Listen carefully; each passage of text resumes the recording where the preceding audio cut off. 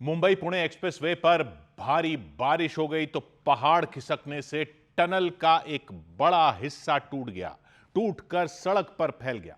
पुणे से मुंबई जाने वाले एक्सप्रेसवे को प्रशासन ने बंद करवा दिया। सैकड़ों गाड़ियां लेकिन बीच में फंस गईं। बाद में दूसरे रास्ते से उन्हें निकाला गया। जहां पहाड़ खिसकने की घटना हुई वहां राहत और बचाव टीमों ने युद्ध स्तर पर काम शुरू किया। मलबा हटाने के लिए बड़ी बड़ी मशीनें मंगवाई गईं, मजदूर लगाए गए, लेकिन तेज बारिश होती रही तो बचाव टीम की मुश्किल बढ़ गई। मलबा हटाने में भारी परेशानी उठानी पड़ी क्योंकि जिस जगह पहाड़ खिसका वहां बारिश लगातार होती रही। बारिश में पहाड़ से बड़े बड़े पत्थर खिसककर टनल के ऊपर गिर गए। मजबूत टनल उनका भार नहीं सह सका, बड़ा हिस्सा भरभरा कर नीचे गिर गया।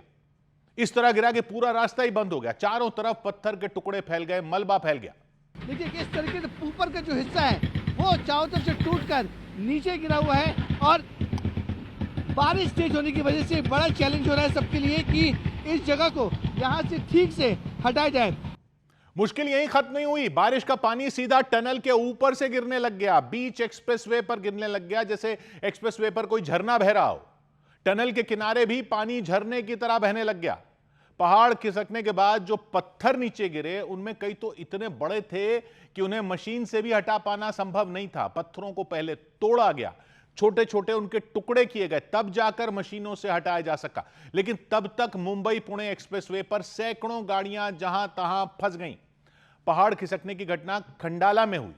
खतरनाक पहाड़ी रास्तों के बीच वहां दो टनल हैं, एक के बाद एक। पुणे से मुंबई जाने वाले इस रास्ते पर जो पहली सुरंग है वहीं यह घटना हुई और वहां मलबा फैलने से पूरा रास्ता ही ब्लॉक हो गया।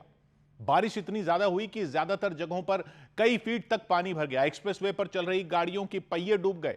एक इलाके में तो इतना पानी भर गया कि गाड़ियां दूर ही रुक गईं। बड़े बड़े ट्रक भी वहां से निकलने की हिम्मत नहीं जुटा सके। एक्सप्रेसवे किसी तालाब की तरह दिखने लगा। कई किलोमीटर लंबा जाम लग गया। भारी बारिश के बीच गाड़ियां घंटों मुंबई पुणे एक्सप्रेसवे पर फंसी रही, ना आगे जा सकती थी ना लौट सकती थी। इसी तरह के हालात महाराष्ट्र के लोनावला में भी नजर आए। वहां भी भारी बारिश हुई, कई इलाकों में पानी भर गया, सड़कें डूब गईं, जो जहां था वो वहीं फंस गया। एक मकान में एक ही परिवार के 5 लोग फंस गए। कुछ लोगों को खबर लगी तो राहत और बचाव टीम को उन्होंने दी, तब जाकर उन्हें सुरक्षित बाहर निकाला जा सका। लेकिन जब तक राहत और बचाव का काम पूरा नहीं हो गया, सभी की सांसें अटकी रहीं क्योंकि जो लोग बाढ़ में फंसे थे उनमें ज्यादातर बुजुर्ग थे। उनके घर के आसपास पानी इतना ज्यादा था कि उन्हें बाहर निकालना किसी चुनौती से कम नहीं था। सड़क डूब चुकी थी, पूरा इलाका तालाब बन गया था, चारों तरफ पानी ही पानी नजर आ रहा था। राहत बचाव की टीम ने सबसे पहले एक रस्सी को एक दीवार के सहारे उस छोर पर बांधा जिस तरफ से बाढ़ में फंसे लोगों को निकालना था। इसके बाद गाड़ियों में लगने वाले टायर की ट्यूब को रस्सी से बांधा गया। राहत बचाव टीम के लोग पानी में उतरे, उस जगह पहुंचे जहां वो बुजुर्ग फंसे हुए थे। एक एक करके सभी लोगों को फिर सुरक्षित निकाला गया। बुजुर्गों ने बताया सुबह पानी का स्तर कम था, लेकिन बारिश लगातार होती रही तो इतना ज्यादा पानी भर गया कि वो घर में ही फंस गए, निकल ही नहीं सके। उधर मध्य प्रदेश के बालाघाट में बाढ़ के तेज बहाव में कई गाड़ियां बह गईं। भारी बारिश हुई और यह डरा देने वाला मंजर दिखा। बाघ नाम की नदी बहती है वहां। इतनी बारिश हुई कि नदी में बाढ़ आ गई। अचानक पानी का बहाव बहुत तेज हो गया। नदी के किनारे गाड़ियां खड़ी थी, कुछ उनको अपने साथ बहाकर बहाव ले गया। सभी गाड़ियां एक कंस्ट्रक्शन कंपनी की बताई गई। बाघ नदी पर पुल का निर्माण चल रहा था, उसी में वो गाड़ियां लगी हुई थी। बड़ी बड़ी मशीनें भी थी वहां, वो भी डूब गई। हालांकि नदी में बाढ़ आते ही वहां काम कर रहे लोग सुरक्षित जगहों पर चले गए, इस वजह से बड़ा हादसा टल गया। लेकिन जो कंपनी पुल बनाने में जुटी थी उसकी कई गाड़ियां बाढ़ की चपेट में आ गई। तेज बहाव उन्हें किनारे से खींचकर नदी के बीच में ले आया। एक एक करके कई गाड़ियां बाढ़ में बह गईं। काफी देर तक सिर्फ उनकी छतें दिख रही थी। एक गाड़ी के तो दोनों दरवाजे खुले दिखे पानी में ही। ऐसा लगा जैसे आनंद फानंद में उनमें सवार लोग कूदकर भागे हों, इसलिए दरवाजे खुले ही रह गए। किनारे खड़ी कुछ और गाड़ियां भी डूबी दिखाई दी।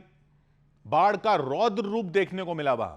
कुछ जगहों पर नदी के पानी का स्तर इतना बढ़ गया कि पुल को छूने लग गया। पुल के ऊपर से गुजर रहे लोग यह देखकर डर गए। हालात बिगड़ते देख प्रशासन ने लोगों को अलर्ट किया कि वो बाढ़ के नजदीक न जाएं। उधर जम्मू कश्मीर के किश्तवाड़ में बादल फट गया। तो भयंकर तबाही मच गई। चिनाब नदी पर कुआर हाइड्रो इलेक्ट्रिक प्रोजेक्ट का काम चल रहा था, उसी जगह पर अचानक पहाड़ खिसक गया। इतना मलबा गिरा कि सैकड़ों गाड़ियां दब गईं। वो दफ्तर था वहां पर, उसका बड़ा हिस्सा बर्बाद हो गया, आने जाने का रास्ता बंद हो गया। गनीमत यह रही कि काम जो कर रहे थे कर्मचारी, वो पहले ही सुरक्षित जगह पर भेज दिया गया था उनको, लेकिन चारों तरफ मलबा फैला तो पावर प्रोजेक्ट का काम रोकना पड़ा। कई घंटों तक वहां बारिश हुई, बादल फट गया, हालात पूरी तरह बिगड़ गए। जहां पावर प्रोजेक्ट का काम चल रहा था उसके नजदीक ही पहाड़ खिसक गया, बड़ी बड़ी चट्टानें नीचे गिर गईं, चारों तरफ इतना मलबा फैला कि वहां खड़े बड़े बड़े ट्रक उसमें दब गए। ट्रकों की सिर्फ छतें दिख रही थी, नीचे का हिस्सा कीचड़ से, पत्थरों से छिप गया। ऐसा लगने लगा कि सब कुछ जम गया हो। पावर प्रोजेक्ट के काम में जुटी बड़ी बड़ी मशीनें भी इसकी चपेट में आ गईं। निर्माण का काम पूरी तरह ठप हो गया। सभी कर्मचारियों को आनन फानन में वहां से निकाला गया। प्रशासन की टीम ने उन्हें सुरक्षित जगह पर भेजा। प्रशासन के मुताबिक पावर प्रोजेक्ट का काम दोबारा शुरू होने में अब वक्त लगेगा, और वहां पहाड़ों से लगातार पानी भी गिरता रहा।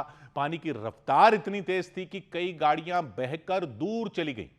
एक इलाके में कुछ गाड़ियां बहकर खाई के नजदीक पहुंच गईं, कई तो पूरी तरह पानी में डूब गईं। सड़कों पर हर तरफ मलबा फैला नजर आया। इसकी वजह से जम्मू से किश्तवाड़ जाने वाली सड़क पूरी तरह बंद हो गई। जहां जहां सड़क पर मलबा फैला, वहां राहत और बचाव की टीमों ने उसे हटाने का काम शुरू कर दिया। पहाड़ खिसकने की घटना हुई किश्तवाड़ के अलावा डोडा में भी।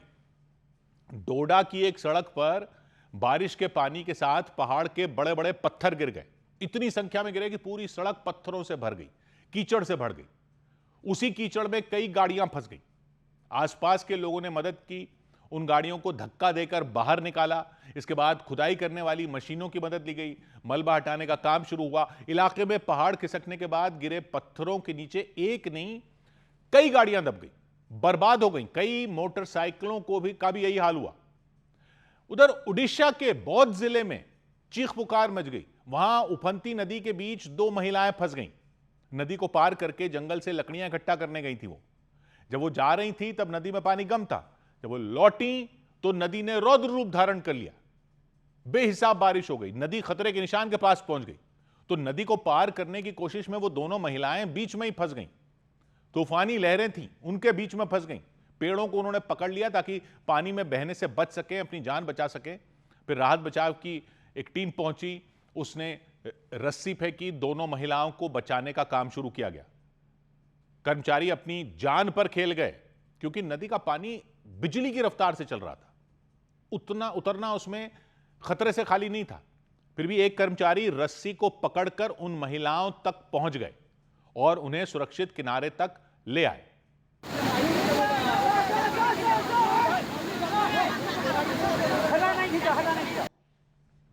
रोंगटे खड़े कर देने वाला था ये। बौद्ध जिले में हुआ, लक्ष्मीदार गांव में, उड़ीसा में।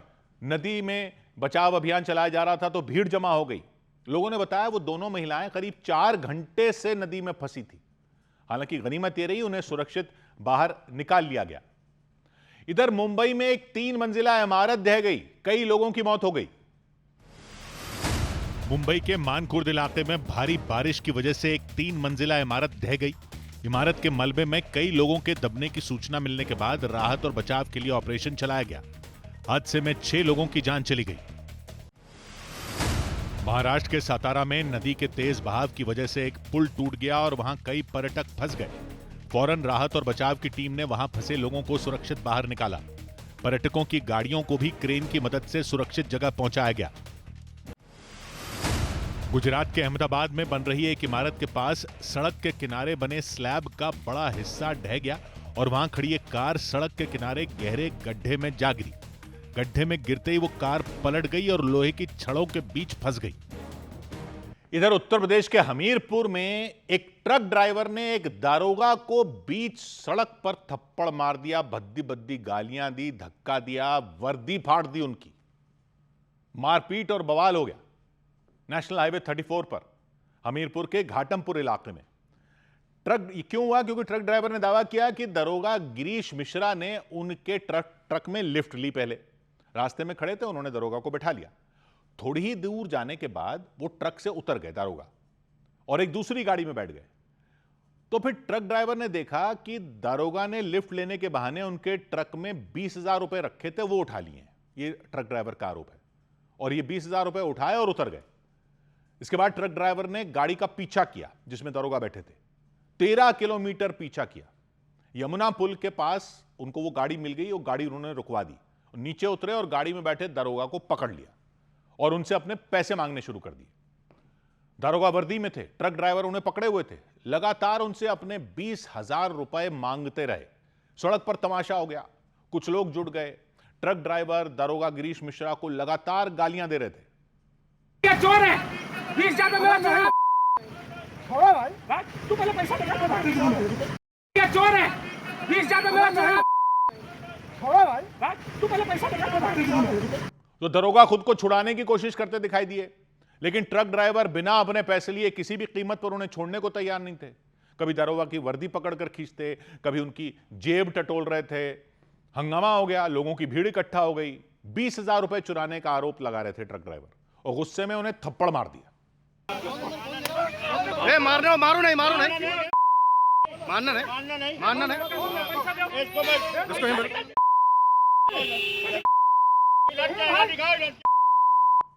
कुछ लोगों ने बीच बचाव करने की भी कोशिश की, लेकिन ट्रक ड्राइवर इतने गुस्से में थे, आग बबूला। पुलिस को बंदा तो पुलिस की वर्दी चोरी करता है। तुम्हारे पैसे वर्दी में सब पैसा चुरा के ये देखो सर, 20,000 में मेरा पैसा चुरा है। तो बवाल उतरा। ट्रक ड्राइवर दारोगा को लगातार गालियां देते रहे, खींचतान होती रही, धक्का मुक्की हो गई, दारोगा की वर्दी तक फट गई और फिर 500 रुपए के नोट सड़क पर गिर गए।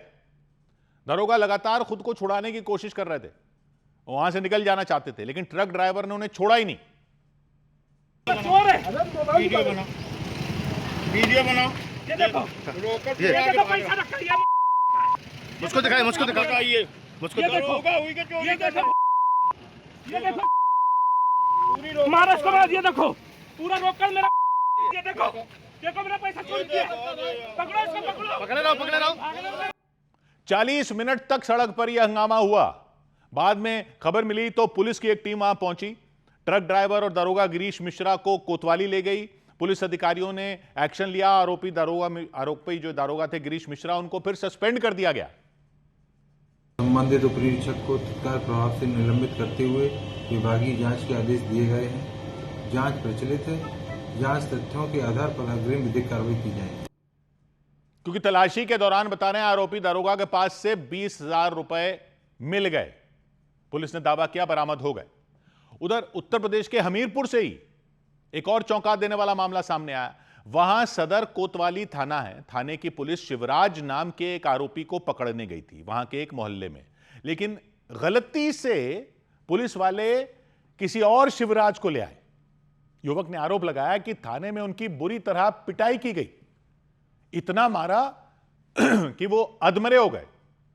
मारपीट से युवक की हालत बिगड़ गई। उन्हें इलाज के लिए कानपुर भेजा गया, लेकिन पुलिस वालों ने इन आरोपों से इनकार कर दिया। मारपीट की बात से तो इनकार ही कर दिया उन्होंने, लेकिन यह माना कि उन्होंने गलती से किसी दूसरे शिवराज को उठा लिया था। पुलिस का कहना है गलती इसलिए हुई क्योंकि दोनों के नाम एक जैसे थे। नाम एक होने से ऐसा हुआ। 2 दिन पहले यह हुआ। हमीरपुर के मीरापुर इलाके में पुलिस की एक टीम शाम करीब 7 बजे शिवराज को गिरफ्तार करने पहुंची थी। 2018 में उन पर एक केस दर्ज हुआ था। उस मामले में पुलिस उन्हें पकड़ने आई थी। अब पुलिस वाले गलती से शिवराज सिंह नाम के एक दूसरे युवक के घर पहुंच गए जो उसी मोहल्ले में रहते हैं। युवक के परिवार ने पुलिस वालों को समझाने की कोशिश की कि जिसे वो ढूंढ रहे हैं, जिनकी तलाश में वो आए हैं, वो ये शिवराज नहीं है, वो गलती से दूसरे शिवराज को पकड़ने के लिए पहुंच गए हैं। युवक की मां और बहन पुलिस के आगे खड़ी रहीं, बार बार समझाती रहीं कि जिसके खिलाफ वारंट है वो कोई और शिवराज है, लेकिन पुलिस वाले मानी नहीं। उल्टा युवक के परिवार वालों को समझाते रहे कि वो हंगामा ना करें और उनकी बात मान लें। हमारी बात मानिए, बात मानो, ठीक है। और पुलिस के डर से युवक अपनी बहन के पीछे खड़े हुए, अपनी बहन को पकड़े रहे ताकि पुलिस वाले उन्हें थाने न ले जाएं। कुछ देर तक वहां यह हंगामा होता रहा, लोगों की भीड़ जमा हो गई। मोहल्ले के लोगों ने भी समझाने की कोशिश की, लेकिन पुलिस वाले नहीं माने, अड़े रहे। उसी युवक को थाने ले गए। उनकी बहन का कहना है थाने में पुलिस वालों ने उनके भाई के साथ बुरी तरह मारपीट की, इतना मारा कि वो अधमरे हो गए। मैंने हाथ पैर जोड़े और रोई हूँ। मैंने ये भी कहा सर उसने कोई गलती नहीं की, आप पहले बात तो समझिए, किस रीजन से मार रहे हैं, पहले बात तो बताएं। लेकिन सर उन लोगों ने कुछ भी नहीं मेरे से बताया। युवक के परिवार के मुताबिक थाने में पिटाई से जब उनकी हालत बिगड़ गई तो उन्हें जिला अस्पताल में भर्ती कराया गया, इलाज शुरू किया गया। युवक के चेहरे पर, शरीर के दूसरे हिस्सों पर चोट के कई निशान दिखाई दिए। थाने के अंदर सब लोग हमें मारा। किस बात में उठा के लाए थे? फेक बताया था कि तुम्हारे नाम का कोर्ट से अरेस्ट वारंट आया है, जो कि फेक था। हालांकि पुलिस ने मारपीट की बात से इनकार किया। थाने के अंदर पुलिस वालों ने यह जरूर माना कि उनसे गलती हुई है। वो शिवराज नाम के दूसरे आरोपी को पकड़ने गए थे, गलती से वो शिवराज सिंह को पकड़ लाए। पुलिस अधिकारी के मुताबिक इसका पता जब युवक को चला तो वो थाने में भड़क गए थे और गुस्से में उन्होंने अपना हाथ खिड़की पर मार दिया था, उससे उन्हें चोट लग गई। तस्दीक करने के क्रम में पिता का नाम भिन्न पाए जाने पर उक्त युवक आक्रोशित हो गया एवं खिड़की में हाथ मारने लगा, जिसके कारण उसके हाथ में चोट आई है। पुलिस ने दावा किया युवक की हालत ठीक है, वो सामान्य है, लेकिन युवक के परिवार वालों ने बताया कि पिटाई होने की वजह से वो ठीक से बोल तक नहीं पा रहे हैं, इसीलिए इलाज के लिए उन्हें कानपुर भेजा गया। 100 बात की एक बात यह कि पुलिस कानून का पालन करने के लिए है, कानून से ऊपर तो पुलिस भी नहीं हो सकती। अब यूपी के हमीरपुर में पुलिस खुद ही मान रही है कि वारंट किसी और के नाम था, वो उठा किसी और को ले आई। जिसको पकड़ के ले आई वो अब आरोप लगा रहे हैं कि उनको बुरी तरह पीटा गया। पुलिस कह रही है कोई पीटा बेटा नहीं, लेकिन पब्लिक कैसे मान लेगी पुलिस की बात? जो पुलिस कह रही है कि नाम सेम था तो गलत आदमी को उठा लिया। वाह, आप तो पुलिस हो, नाम सेम था, गलत आदमी को उठा लिया। किसी का भी नाम सेम होगा तो आप उठा लोगे? जब कोई कह रहा है कि वो कोई और है, उसका परिवार कह रहा है कि वो कोई और है, मोहल्ले वाले कह रहे हैं कोई और है, तो चेक तो कर लेते। तो आप तो गलत निकले, तो जो गलत निकलता है वो साबित करे ना कि उसने कुछ नहीं किया है। अब पुलिस कह रही है उसने मारपीट नहीं की, लेकिन अपना रिकॉर्ड तो देख लो आप। जब किसी पर इल्जाम लगाते हो तो आपको साबित करना होता है ना कि किसी ने कोई जुर्म किया है, या उसको साबित करना होता है कि वो निर्दोष है। तो जब वहां आप ये सिद्धांत लगाते हो तो वही अब खुद पर भी लगाओ। अब वो कह रहे हैं कि आपने बुरी तरह पीटा, तो अब आप साबित करो कि आपने नहीं पीटा। मजाक समझ रखा है। सेम नाम का गलत आदमी उठा लिया, किसी को पकड़ के ले जाना मजाक समझते हो आप? क्या एक्शन लिया गया उन लोगों को, उन लोगों पर जो गलत आदमी को ले आए थे? एनकाउंटर हो जाता तो क्या करते? कहते नाम सेम था इसलिए गोली मार दी। बुलडोजर चला देते हैं आजकल, तो दूसरे के घर पर चला देते क्योंकि उसका नाम वही था। ये ऐसे कैसे जवाब दे रहे हैं कि गलती हो गई? कान पकड़कर जुलूस निकलवाते हैं ना मुजरिमों के। यहां उठक बैठक करवाना तो छोड़ो, कान पकड़ना तो छोड़ो, उनके परिवार को सॉरी बोला आपने? सॉरी बोलने गए, उल्टा कह रहे हैं वो गलत आरोप लगा रहे हैं, कोई मारपीट नहीं की। तो थैंक यू बोलें, आपको थैंक यू बोलें कि आपने इतना तो माना कि गलती हो गई। 100 बात की एक बात। इधर राम मंदिर ट्रस्ट ने चंपत राय का इस्तीफा मंजूर कर लिया। राम मंदिर में दान चोरी के मुद्दे पर अयोध्या में हुई राम मंदिर ट्रस्ट की बैठक में चंपत राय का इस्तीफा मंजूर कर लिया गया। उनकी सभी जिम्मेदारियां ट्रस्ट के सदस्य कृष्ण मोहन को दे दी गईं। कृष्ण मोहन की शिकायत पर ही चंदा चोरी केस में एफआईआर दर्ज की गई थी। इलाहाबाद हाईकोर्ट की लखनऊ बेंच ने राम मंदिर में दान चोरी के मामले में सीबीआई जांच की मांग वाली याचिका खारिज कर दी।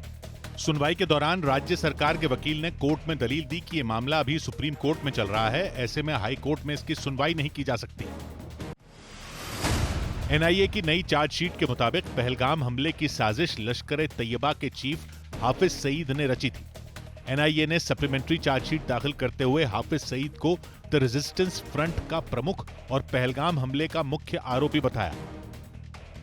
उधर छत्तीसगढ़ के राजनांदगांव में एक रेलवे ओवर ब्रिज के उद्घाटन को 1 महीना भी नहीं हुआ कि उसमें दरारें पड़ गई। बारिश होते ही ओवर ब्रिज की सड़क जर्जर हो गई, लंबी लंबी दरारें आ गई। लोग खौफ से भर गए। ओवर ब्रिज का निर्माण करने वालों पर भ्रष्टाचार का आरोप लगाया उन्होंने। ओवरब्रिज को बनाने में करीब 26 करोड़ रुपए खर्च किए गए थे, यह बताया था। जून में उसका उद्घाटन हुआ, 1 महीना नहीं हुआ, सड़क के बीचों बीच लंबी दरारें आ गई। 60 से 70 मीटर लंबी दरारें हो गई। 2 हिस्सों में सड़क बंट गई, 1 फीट तक खिसक गई, टूट गई। कुछ जगहों पर सड़क का हिस्सा भी धंस गया, जबकि उस ओवरब्रिज से रोज कई गाड़ियां गुजरती हैं, सैकड़ों लोग गुजरते हैं। मोटी मोटी दरारों को देखकर लोगों में डर पैदा हो गया, हादसे का डर हो गया, गाड़ियां रुक गई वहां पर। 1 माह पूर्व इसका लोकार्पण किया गया था और स्थिति देखिए कि इसमें अब इस ओवरब्रिज में दरारें आने शुरू हो गई हैं। आप देख सकते हैं कि कितनी लंबी चौड़ी दरारें इसमें देखी जा सकती हैं। लोगों ने अधिकारियों और ओवरब्रिज बनाने वाले ठेकेदार पर लापरवाही का आरोप लगाया, प्रशासन से अपील की कि उनके खिलाफ कार्रवाई करे। इस बीच कुछ लोग उस सड़क की मरम्मत करते दिखे। ओवरब्रिज पर जहां जहां दरारें थीं, उन्हें भरने का काम किया गया। सौभाग्य की एक बात यह कि लगता है कि बारिश से सबसे ज्यादा डर भारत के पुलों को लगता है। बादल गरजते ही नहीं कि पुल थरथराने लगते। बिहार में तो डर के मारे कई आत्महत्या कर लेते हैं। लेकिन पहले बूढ़े पुल गिरते थे, फिर जवान गिरने लगे। अब तो छत्तीसगढ़ में नवजात ही कराने लग गया है।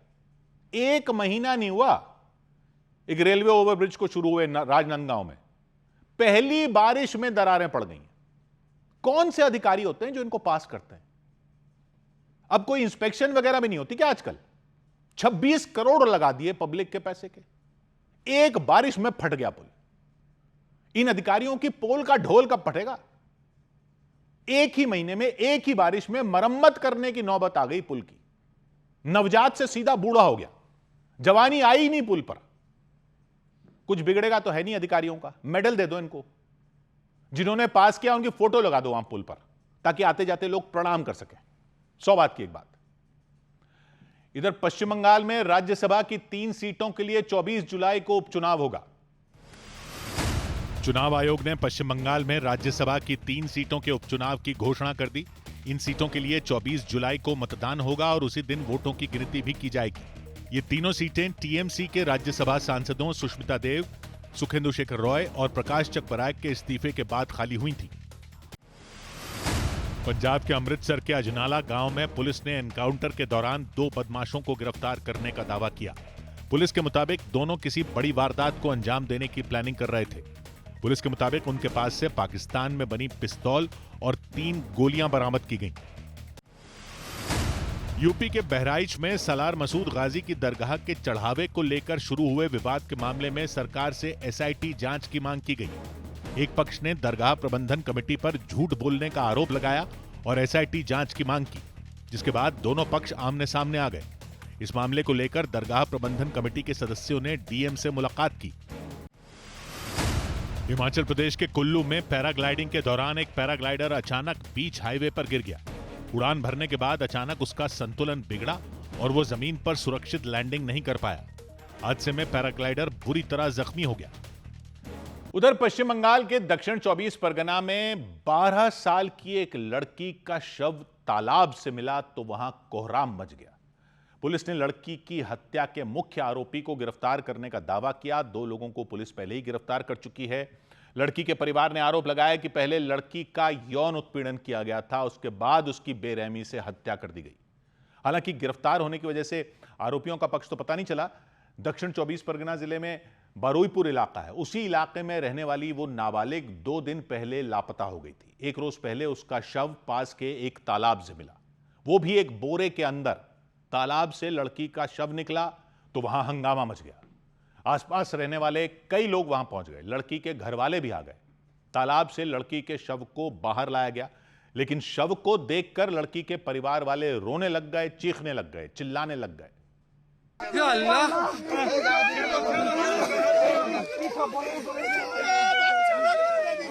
लड़की के परिवार का आरोप है 4 जुलाई को वो घर से निकली थी, उसके दोस्त का जन्मदिन था, उसी के लिए गिफ्ट लेने के लिए वो बाजार गई थी शाम के 4:30 बजे के आसपास। लेकिन उसके बाद उसका कुछ पता नहीं चला। वो घर नहीं लौटी तो परिवार वाले परेशान हो गए, तलाश शुरू की गई, हर जगह उसे ढूंढा गया, लेकिन पता नहीं चला तो पुलिस को खबर की गई। एक सीसीटीवी वीडियो मिला, बता रहे हैं उसमें वो नाबालिग एक संदिग्ध व्यक्ति के साथ जाती नजर आई। अगले दिन लड़की का शव तालाब से मिला। पोस्टमार्टम रिपोर्ट के मुताबिक लड़की के डूबने की वजह से मौत हो गई। पोस्टमार्टम रिपोर्ट में लड़की के शरीर पर चोट के कई निशान मिले, सिर पर किसी भारी चीज से हमले के निशान मिले। यौन उत्पीड़न की भी आशंका जताई गई। पुलिस ने मुख्य आरोपी को गिरफ्तार करने का दावा किया। आनंद सरदार उसका नाम बताया गया। 2 आरोपी पहले ही गिरफ्तार किए जा चुके हैं। जो इंसिडेंट हुआ उसमें 0 टॉलरेंस, और गार्डियन के साथ शायद मेरा कल मुलाकात भी हो जाएगा। वो जो बोलेगा करूंगा। जो पॉलिटिकल पार्टी वहां का है उसका भी कुछ सुझाव है तो मैं सुन लूंगा। नाबालिग लड़की की मौत पर इलाके के लोगों का गुस्सा फूट पड़ा। लोगों ने हंगामा कर दिया, सड़क जाम कर दी, कुछ जगहों पर तोड़फोड़ भी कर दी। तनाव को देखते हुए इलाके में पुलिस के जवान तैनात कर दिए गए। दूसरी तरफ ममता बनर्जी ने घटना के विरोध में कैंडल मार्च निकाला। कोलकाता की सड़कों पर पार्टी के कार्यकर्ताओं के साथ वो चलती नजर आई। उनके साथ बड़ी संख्या में पार्टी के कार्यकर्ता हाथों में पोस्टर और तख्तियां लेकर चलते रहे। इधर हीरा कारोबारी नीरव मोदी के भारत प्रत्यर्पण का रास्ता साफ होता दिखा। हीरा कारोबारी नीरव मोदी को जल्द ही भारत लाया जा सकता है। सूत्रों के मुताबिक European court of human rights ने उन्हें राहत देने से इनकार कर दिया। माना जा रहा है कि नीरव मोदी के पास अब कोई कानूनी विकल्प नहीं बचा है, इसलिए जल्द ही ब्रिटेन की तरफ से उन्हें भारत के सुपुर्द किया जा सकता है। दिल्ली हाईकोर्ट ने दिल्ली जिमखाना क्लब को खाली करने के नोटिस को चुनौती देने वाली याचिका पर केंद्र सरकार से जवाब मांगा। क्लब के सदस्यों और कर्मचारियों ने क्लब खाली करने के लिए जारी कारण बताओ नोटिस को चुनौती दी थी।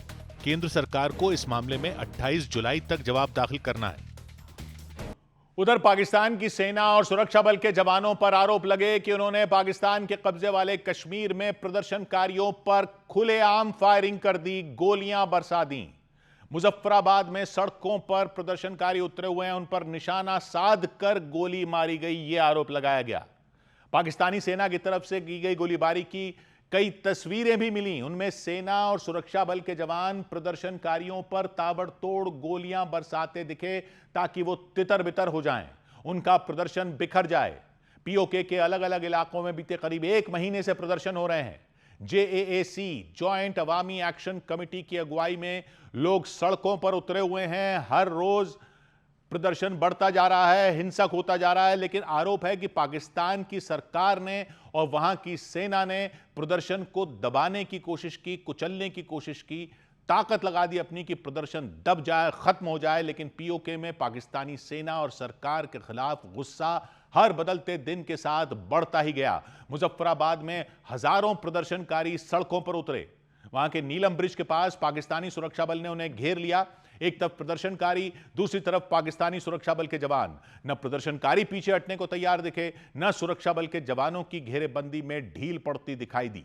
और थोड़ी ही देर में सुरक्षा बल के जवानों ने आंसू गैस के गोले दागने शुरू कर दिए, हवा में फायरिंग करनी शुरू कर दी।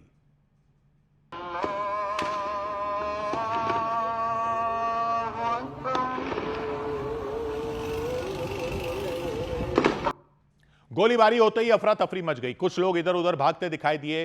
पूरी घाटी गोलियों की तड़तड़ाहट से थर्रा गई। ओए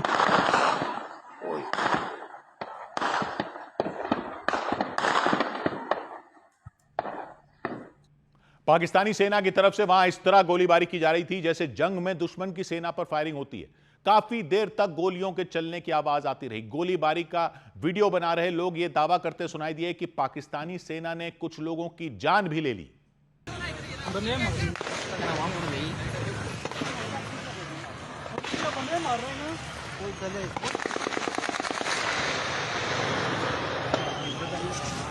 फायरिंग होती रही, बवाल होता रहा। एक और तस्वीर सामने आई। प्रदर्शनकारी पाकिस्तान के सुरक्षा बल के जवानों पर हमले करते दिखे, उनकी गाड़ी को घेरते दिखे, हमला करने की कोशिश करते दिखे।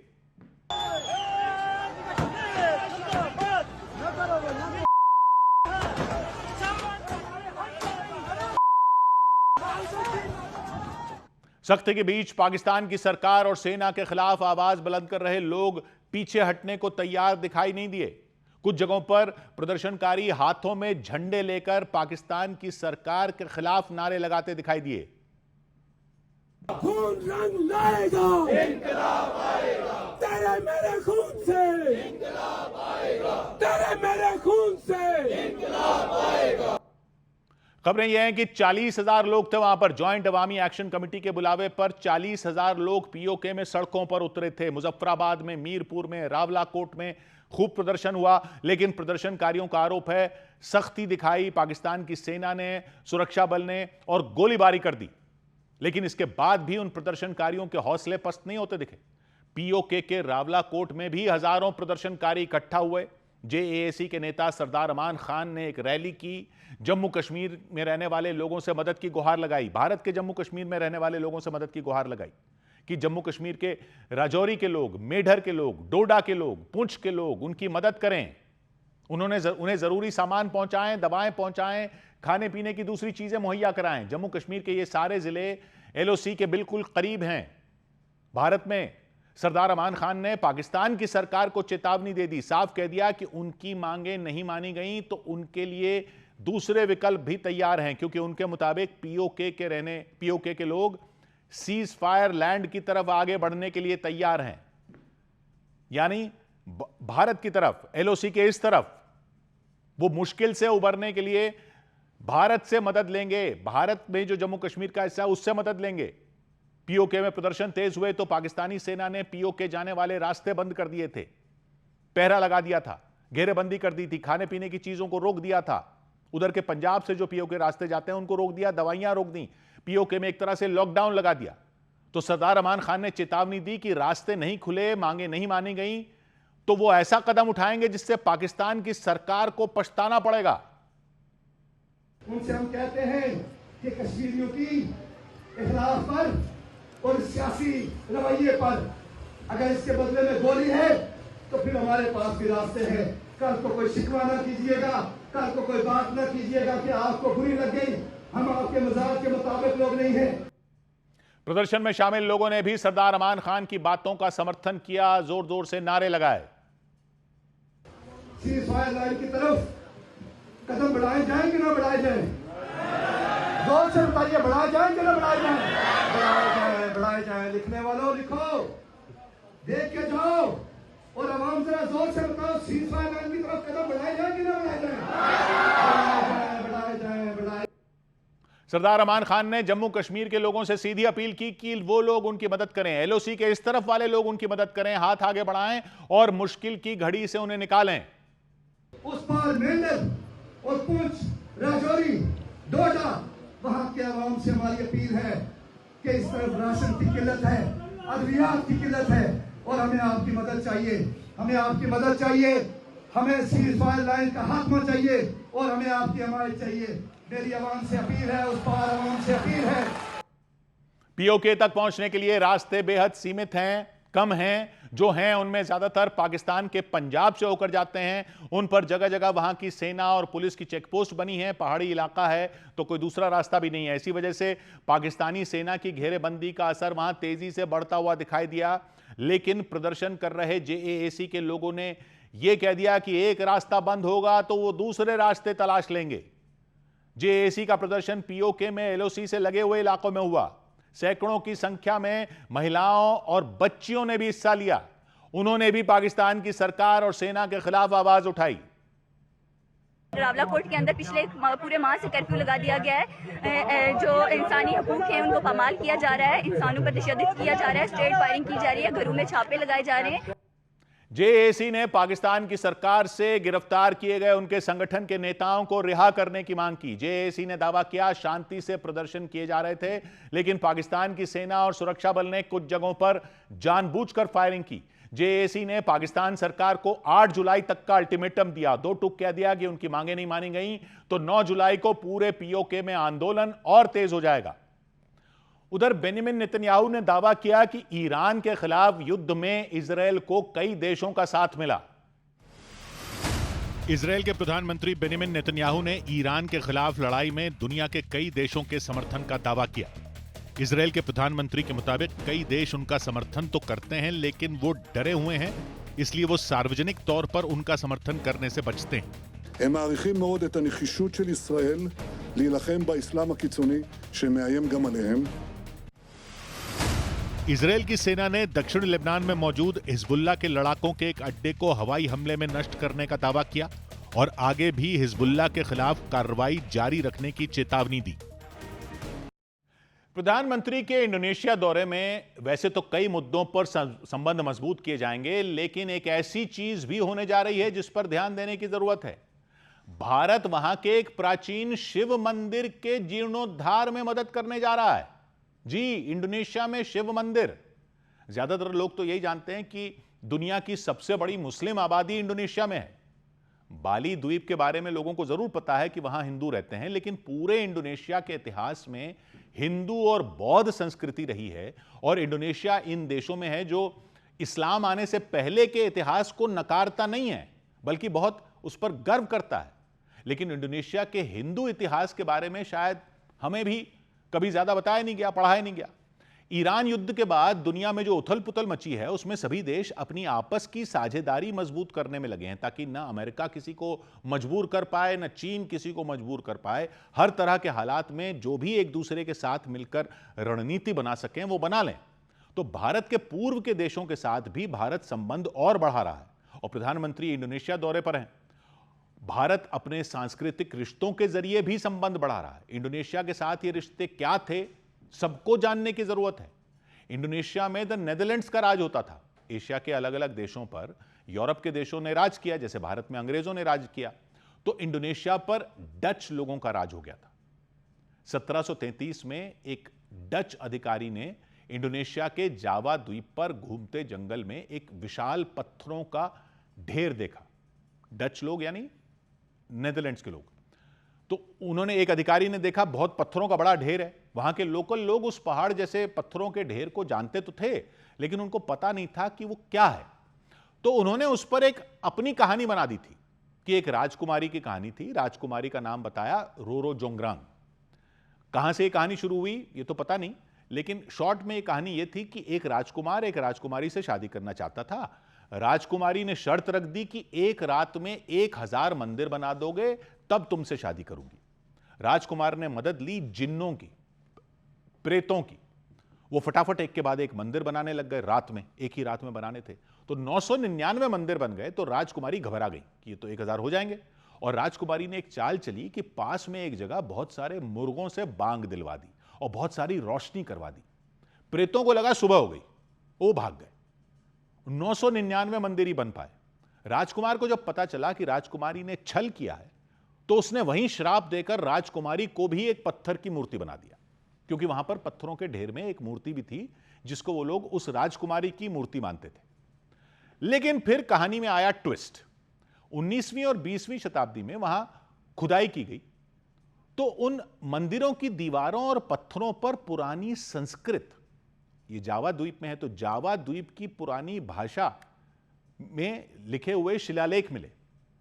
एक शिलालेख पर लिखा था शिव गृह और तारीख थी साल 856, यानी आज से 1170 साल पहले।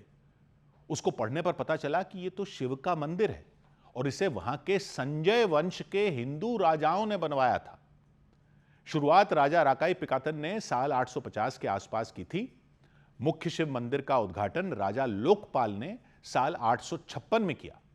यानी इंडोनेशिया के जावा द्वीप पर योग्यकर्ता के पास इन विशाल और खूबसूरत हिंदू मंदिरों का निर्माण हुआ था। इस प्रांगण का नाम है ब्रह्मानंद मंदिर। उस समय मातरम साम्राज्य के हिंदू संजय वंश के राजा राकाई पिकातन ने इस मंदिर की शुरुआत की थी। बाद में उनके उत्तराधिकारी राजा लोकपाल ने मुख्य शिव मंदिर को पूरा करवाया।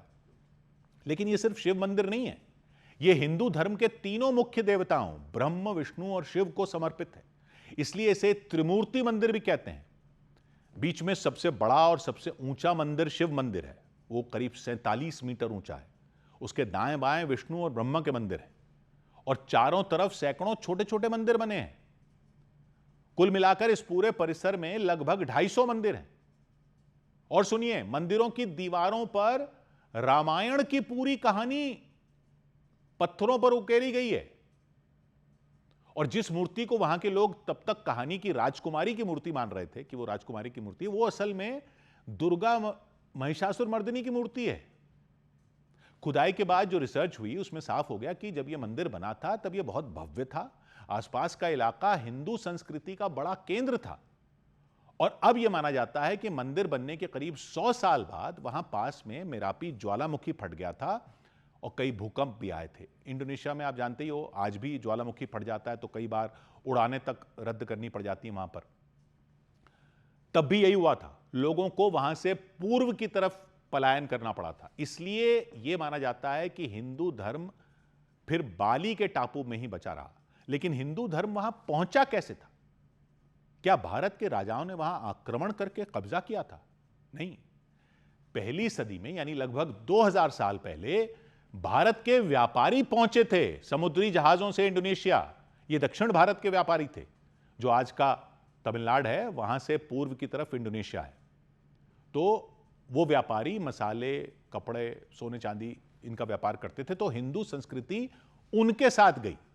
इंडोनेशिया में प्रकृति को पूजा जाता था वहां पर, तो वहां के लोगों को हिंदुओं की परंपराएं अपने जैसी ही लगी। लेकिन सबसे अहम यह था कि वहां के राजाओं को यह बात पसंद आई कि भारत में, यानी जहां से वो व्यापारी आते थे, वहां राजा को भगवान का अवतार माना जाता था। और यही विचार वो अपनी प्रजा में भी फैलाना चाहते थे ताकि उनके राज को कोई चुनौती न दे। तो जैसे भारत में राजाओं के सलाहकार ब्राह्मण होते थे, तो उन्होंने भी भारत से ब्राह्मणों को बुलवाया और ये सब लोग यहां से अपनी हिंदू संस्कृति वहां ले गए। रामायण महाभारत की कहानियां, शिव विष्णु की पूजा, संस्कृत भाषा और मंदिर बनाने की कला, ब्राह्मणों ने राजाओं को हिंदू धर्म सिखाया। प्रजा में भी वही पूजा पद्धति अपने आप फैल गई। फिर बौद्ध धर्म भी इसी तरह समुद्र के रास्ते आया। 8वीं-9वीं सदी तक जावा और सुमात्रा में बड़े बड़े हिंदू बौद्ध राज्य बन गए, जैसे मातरम साम्राज्य, जिसने ये प्राम्बानन मंदिर बनवाया। फिर बाद में मजापहित साम्राज्य बना। तो व्यापार, दोस्ती और राजाओं की इच्छा से धीरे धीरे हिंदू धर्म वहां पहुंचा और वहां का अपना रूप उसने ले लिया। आज भी बाली द्वीप पर यह हिंदू परंपरा पूरी ताकत से जीवित है। और वहां इस्लाम भी तलवार से नहीं आया। जब वहां 13वीं सदी में फारस और अरब से व्यापारी आने लगे समुद्र के रास्ते, तो उनके साथ इस्लाम भी आ गया। और फिर जावा जैसे टापुओं पर पुराने मंदिर जो थे, वो कई सदियों तक खंडहरों की हालत में वहां पड़े रहे। 20वीं सदी की शुरुआत में जब इन प्रामाणन मंदिरों की असलियत का अंदाजा हुआ, तो डच सरकार ने, नेदरलैंड्स का राज था तो डच कहा जाता है वहां के लोगों को, डच सरकार ने मंदिरों को फिर से बनाने का काम शुरू करवाया। और यह काम शुरू किया गया अनस्टाइलोसिस तकनीक से। वो क्या होती है? पुराने पत्थर जो बिखरे पड़े थे, उन्हीं को मैच कर करके कौन सा कहां फिट होता है, उन्हीं पुराने पत्थरों को ही जोड़ जोड़कर मंदिर बनाए। और फिर इंडोनेशिया आजाद हो गया। आजादी के बाद भी इंडोनेशिया की सरकार ने यह काम जारी रखा। 1953 में मुख्य शिव मंदिर पूरी तरह इस तरह से बनके तैयार हो गया। 1991 में यूनेस्को ने पूरे प्रामाणन परिसर को विश्व धरोहर स्थल घोषित कर दिया। हालांकि 2006 में फिर वहां भूकंप आ गया, लेकिन उस नुकसान को ठीक किया जा चुका है, थोड़ा हुआ। अब खबर यह है कि भारत इस प्राचीन मंदिर के जीर्णोद्धार में मदद करेगा। भारत के एएसआई के विशेषज्ञ मंदिर का निरीक्षण कर चुके हैं और जो छोटे छोटे मंदिरों के पत्थर पूरे परिसर में हैं, पहले उनको जोड़ जोड़कर सेम उसी अनेस्टोलिस तरीके से फिर से बनाया जाएगा। यानी जो मूल पत्थर बिखरे पड़े हैं, उन्हें ही सावधानी से जोड़कर मंदिरों को पुरानी शक्ल दी जाएगी। नया पत्थर सिर्फ जरूरत पड़ने पर ही इस्तेमाल किया जाएगा। तो पहले 1 या 2 छोटे मंदिरों का पायलट प्रोजेक्ट शुरू करने की बात हो रही है, ताकि वो तरीका सही से समझ आ जाए जिस तरीके से ये मंदिर तब बनाए गए थे। फिर एआई यानी आर्टिफिशियल इंटेलिजेंस का भी इस्तेमाल हो सकता है, ताकि जो पत्थर बिखरे पड़े हैं उनके बारे में समझा जा सके कि कौन सा पत्थर किस में फिट होगा। लेकिन बड़ी बात यह है कि ये पुराने सांस्कृतिक संबंध अब इस नए दौर में दोनों देशों को एक दूसरे को मजबूत करने का मौका दे रहे हैं। तेल और व्यापार की लड़ाई में बट चुकी दुनिया यह देखेगी कि सबसे बड़ी हिंदू आबादी वाला देश और सबसे बड़ी मुस्लिम आबादी वाला देश दोनों मिलकर 1000 साल से पुराने ब्रह्म, विष्णु और महेश के मंदिरों का जीर्णोद्धार करने जा रहे हैं। वसुधैव कुटुंबकम। 100 बात की एक बात। इधर फीफा वर्ल्ड कप से बाहर होने के बाद ब्राजील के फुटबॉलर नेमार ने संन्यास का ऐलान कर दिया। ब्राजील के फुटबॉलर नेमार ने इंटरनेशनल फुटबॉल से संन्यास ले लिया। फीफा वर्ल्ड कप 2026 से ब्राजील के बाहर होने के बाद उन्होंने अपने संन्यास की घोषणा की। नेमार ने ब्राजील के लिए 129 मैचों में 80 गोल किए और वो ब्राजील के लिए सबसे ज्यादा गोल करने वाले खिलाड़ी रहे। मेक्सिको की फुटबॉल टीम के गोलकीपर गियर्मो ओचोआ ने अंतर्राष्ट्रीय फुटबॉल से संन्यास ले लिया। फीफा वर्ल्ड कप 2026 में मेक्सिको का सफर खत्म होने के बाद उन्होंने संन्यास की घोषणा की। कच्चे तेल का उत्पादन बढ़ाने पर तेल निकालने वाले देशों के संगठन ओपेक के फैसले ने बाजार में रौनक बिखेर दी। इंट्राडे में सेंसेक्स 600 अंक से ऊपर चढ़ गया तो निफ्टी भी 24,450 के पार चला गया। कारोबार के अंत में सेंसेक्स 521 अंकों की बढ़त के साथ 78,285 पर बंद हुआ। निफ्टी ने भी तेजी दिखाई और 159 अंकों की बढ़त के साथ वो 24,430 पर बंद हुआ।